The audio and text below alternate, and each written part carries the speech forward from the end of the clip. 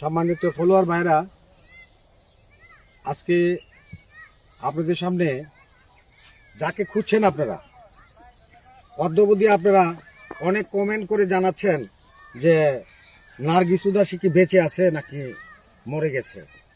এই সেই নার্গিস উদাসী আপনাদের সামনে আজকে তার সাক্ষাৎকার নিব, তার জীবন বৃত্তান্ত জানবো। সে কবে থেকে গানে আসলো, তার ফ্যামিলিতে কে কে গান করে, এই গান করে সে এই পর্যন্ত জীবিত আছে আপনাদের মাঝে। তার জন্য আপনারা দোয়া করবেন। আসেন তার সাথে আমরা পরিচয় হই। নার্গিস আপা, আপনি কেমন আছেন? খুবই ভালো আছি ভাই, আপনি কেমন আছেন? আমি ভালো আছি। তো আপনি তো দীর্ঘদিন যাবত আপনাকে খুঁজছি, কেউ আপনাকে পাচ্ছে না, তাই আজকে আপনাকে দিয়ে একটা সাক্ষাৎকারের অনুষ্ঠান আমি আয়োজন করেছি। তা আপনি এই গানে কবে থেকে ঢুকেছেন?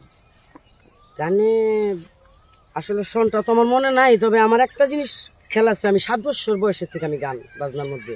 কার সাথে গান করতেন? আমার বাবার সাথে। বাবার সাথে গান করতেন। জি। আপনার উস্তাদের নাম কি? আমার উস্তাদের নাম বাউল মাতা আলিয়া বেগম আলী। ও আচ্ছা, আলেয়া বেগমের কাছে কে নিয়ে গেছে আপনার? আমার বাবা। আপনার বাবা? হ্যাঁ। তা আপনার বাবা কি আপনাকে গান শিখাইতে পারেন? হ্যাঁ, বাবা গান শিখাইতে পারছে, কিন্তু বাবা বলছে যে আমি তো থাকবো না, তোমাকে উঠাইতে গিয়ে আমার একটু লস হয়ে যাবে, তবে তুমি আমাকে উস্তাদ বলো না, আমি একটা বাউল তোমাকে দিয়ে যাই যে তোমাকে সারা জীবন বুকের মধ্যে আগলায় রাখবে। তখন আমি বললাম, কাকে বাবা? কয়, আমি যার গানকে ভালোবাসি, বাউল জগতের নক্ষত্র এবং বাউল জগতে আমি যাকে খুব শ্রদ্ধা করি, সেই আলিয়া বেগম, সেই আলিয়া বেগমের কাছে আমি তোমাকে দিয়ে যাব, তুমি তাকেই উস্তাদ করো।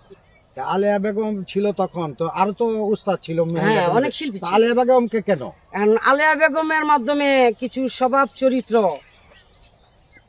আছে এবং থাকবে কিয়ামত পর্যন্ত, যতদিন আলিয়া বেগম বেঁচে থাকবে, সেই স্বভাবগুলো কোনো বাউলদের ভিতরে নাই। আচ্ছা, আরেকটা শুনলাম আপনার চাচা নাকি এই যে যাকে বলা হয়তো অন্ধ, অন্ধ শামসুদ্দৌলা, উনি কি হয় আপনার? উনি আমার বড় জ্যাঠা। ও, তো আপনার বাবার ভাই না? জি। তা আপনাদের ফ্যামিলিতে কারা কারা গান করে তাদের নাম বলেন তো? আমার ফ্যামিলির মধ্যে গান করে আমার ফুফু আম্মা খাদিজা বেগম, আমার ফুফু আম্মার এক মেয়ে আছে সোনিয়া বেগম, আমার শামসুদ্দৌলা আমার বড় জেঠু, উনিও বাংলাদেশের ঝড় কাঁপানো বাউল